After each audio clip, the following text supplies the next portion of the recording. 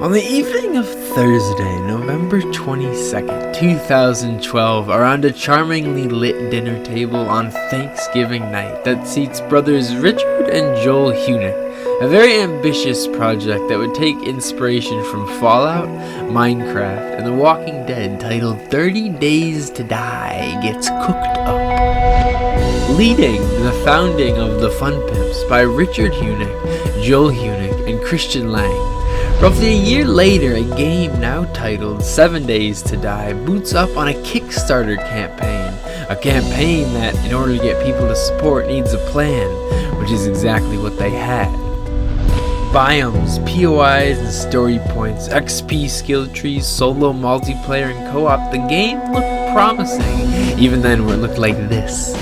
Eventually being able to raise roughly $500,000 a decade later, over 16 million copies sold as of November 2023. And for those of you who are like me and that means nothing to you, big number, very nice. Rust has sold roughly 15.5 million copies. Call of Duty Ghosts over 28 million. The Last of Us over 37 million.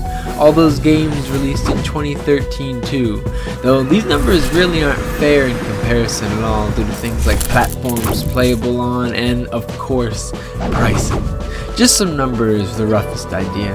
A decade later, 10 years later, 7 Days to Die looks interesting.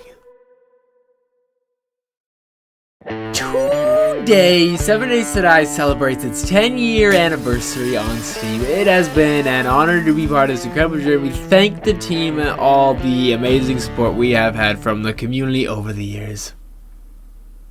What is that supposed to be? Wish the game was at alpha. After 10 years, that would be as easy as slapping a gold label. God, they're not wrong, right? I mean, my great-great-grandchildren can't wait for the for the console update. We can be on alpha 99, but bro, who? No, okay, wow. 10-year anniversary. 10-year anniversary in early access. Oh lord, you guys probably think it's cute, and we're the longest alpha ever as a badge of honor at this point, but all it does is show are incapable of completing anything. You don't actually know what you want, other than you want to keep milking. Wow. Well, happy birthday, 7 Days to Die. It's late, but so this past December 13th, 7 Days to Die turned 10 years old, right? It's beautiful. Now, this only begs the question, right? After a decade, after 10 years, why is 7 Days to Die still an alpha? What? If you're from around these parts of town, if you've done any deep, not even deep diving, but just looked into the world of 7 Days to Die online at all, you'll know that asking why 7 Days to Die is still an alpha is at this point like asking where's night mode in Heyday, right? With that said, after years of playtime and research, I can comfortably tell you that 7 Days to Die is still an alpha because it's led by ADHD squirrels implementing random features every alpha, then fixing all the bugs that are created by these features. 7 Days to Die is still an alpha because they seem to spend all their time changing core systems like looting, leveling, and skills instead of adding to the game. 7 Days to Die is still an alpha because they can't make up their mind for the actual vision of this game.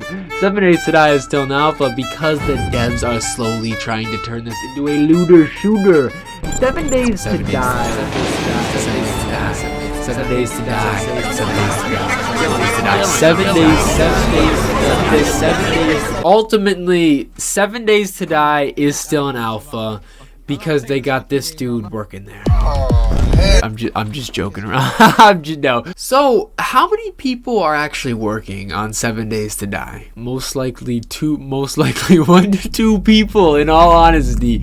That sounds about right. As of 2018, so if it's even relevant, the Fun Pimps have very roughly 22 actual developers on 7 Days to Die, though they have about 60 employees in total today. Undead Labs, or the State of Decay games, have roughly 150 employees, so that's a pretty big difference. Regardless, the Fun Pimps definitely have people employed. You could make the point that maybe by keeping 7 Days in alpha, they hope to keep it that way with 60 some employees, keeping being unemployed, but the fact that the Fun Pimps are actually working on an entirely new IP, a new game that's been in development for quite a few years now, completely undermines that. So not only are focuses not 100% on 7 Days to Die, but they've clearly done the math and have the resources to be constructing a brand new IP while bringing 7 Days to a full release, which I guess is almost done.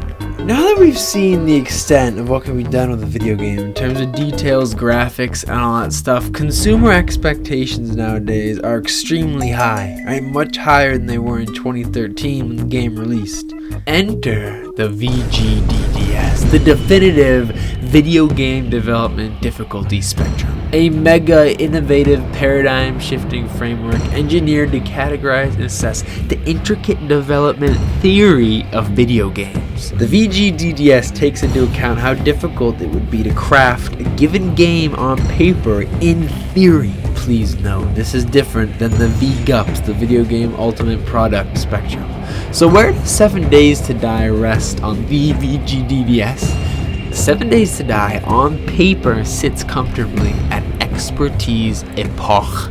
That's 4 out of 5 on the VGDDS. 7 Days to Die is without a doubt a difficult game to pull off. It's an open world survival horror voxel based sandbox 3D first person tower defense RPG game. Besides its voxel based origin, 7 Days to Die never really tried to take an easier route and make it have a sort of pixel art style like so many indie games. They just went full on realistic for the most part, hard moding, and that's just graphically. They aimed for a game that would have it all. Biomes, driving mechanics, many assets, many POIs, good graphics, no matter how some think they did or good the graphics are.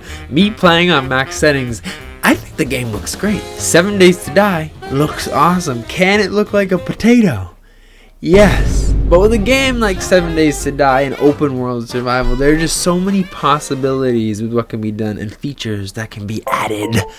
Despite, whatever. I do most definitely have respect for the Fun Pimps. Actually all medium to small size, passionate game studios with big player bases for their size. I have no idea how they do it. I'm not, hear me out. Just scrolling through all the ideas, requests, and suggestions in the forums is like I was like, god damn. I don't even know how to choose. I don't know. Oh, that's probably all their employees. How do they choose what to leave in the game, what to add? It's a lot. And that's just the forums. Things I never even thought about before and are apparently highly wanted from the community. Things that when I saw, I was like, how are these not in the game? They're in a lot of other survival games, but I've never even thought about it, to be honest. But fishing, right? For an idea of how detailed they could get, they could either go for the bones of just being able to craft a rod to get some food, which would obviously be awesome, right? To some more meatier things, like how sizes of different bodies could affect your catch, or different types of baits, different types of rods. Maybe even a little boat mechanic to go out on ponds along with this update. But yeah, things like animal traps, which are genius. Alarms with pressure plates for when other players enter your area or something, maybe even zombies. Farming with animals, the list is endless. With how many possibilities there are and things that can be done, I can see why some would get upset when the Fun Pimps spend most, or at least some of their time on things like trying to fix how a small percentage of the player base plays the game, right? Though I've always thought that this probably so that non-players don't look at the game and they're like, oh, that's a flaw of the game. The devs, they're dumb. They spend their time messing around with what had previously worked and didn't need fixing, or polishing the game in some areas, like with HD zombies, while other parts of the game are buggy and unoptimized. Some of that is obviously to keep up with today, but they should just post on all socials, right? That a poll is going live, open for a week to vote on how systems should work and stuff like that. Because although I definitely like new assets, graphics, items, and all that stuff, the main systems, looting, XP, getting better gear, they should definitely be set in stone. Especially after 10 years, right? This would also help with long-term optimization and performance.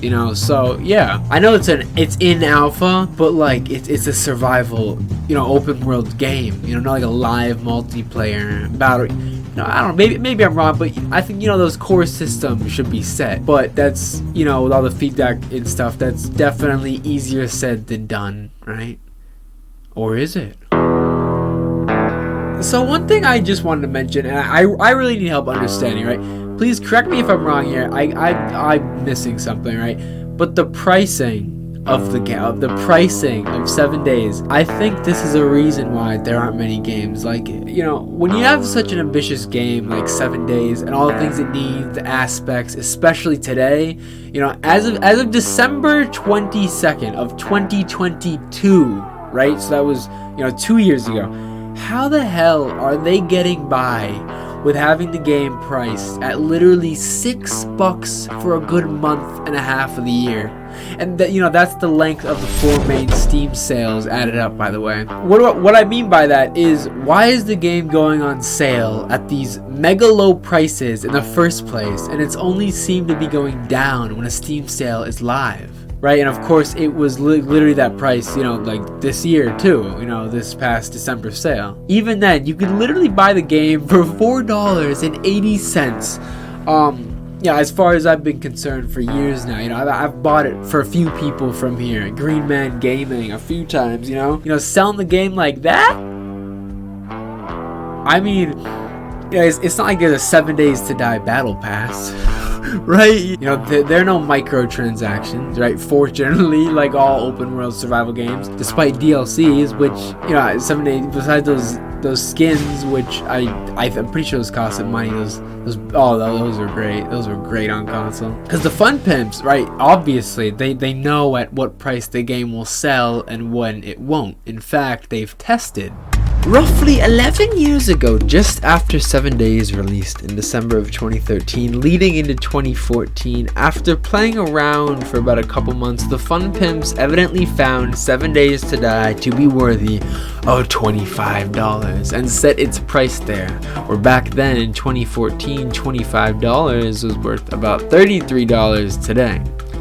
Despite this lower in value, the price still remains the same today, $25. Now this is either because they're being generous and have too much money and just want people to play their game because they know it can be buggy, or they actually need to lower the price in order for the game to sell. Imagine if this eventually turned into a Telltale game situation and the dream of the game never gets fully fulfilled.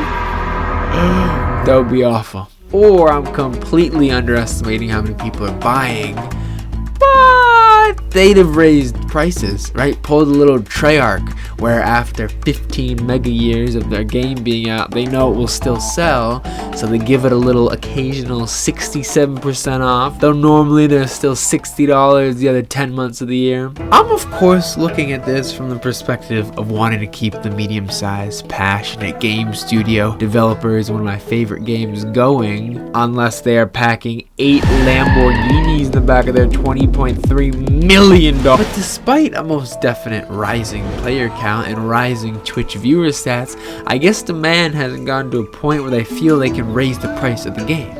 I just find it funny whenever I hear, is the game worth it? Should I buy it, bro? It's $5. What are you? It's just fishy. Supposedly the game's like pretty much done. It ain't changing much more. I think Alpha 22 and then boom. But the Fun Pimps are working and have been for a few years now, dedicating resources and money into apparently a whole new IP. So, very interesting. Would it be better to have a complete game?